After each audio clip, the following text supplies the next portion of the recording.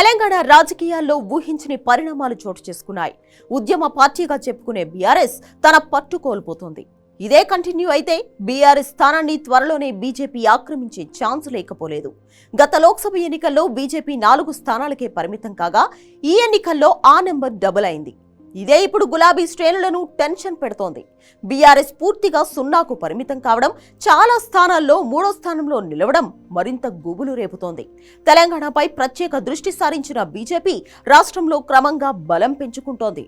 రాబోయే 4 ఏళ్లలో కమలం పార్టీ ఇదే హవా కంటిన్యూ చేస్తే ఆ ప్రభావం బీఆర్ఎస్ మీద పడే ఛాన్స్ ఉంది.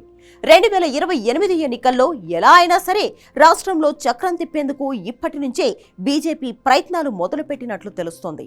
ఇదంతా ఎలా ఉన్నా ఈ ఎన్నికల్లో బీఆర్ఎస్ అభ్యర్థులు కనీసం పోటీ కూడా ఇవ్వకపోవడం ప్రతి ఒక్కరిని ఆశ్చర్యానికి గురిచేస్తోంది.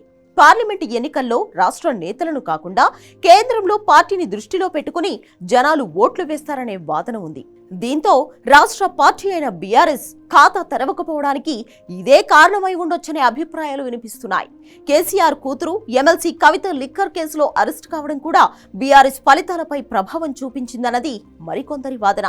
ఇక అటు కవితను జైలు నుంచి విడిపించుకోవడం కోసం బీజేపీతో బీఆర్ఎస్ రహస్య ఒప్పందం చేసుకుందని కాంగ్రెస్ పార్టీ ఆరోపణలు చేస్తోంది.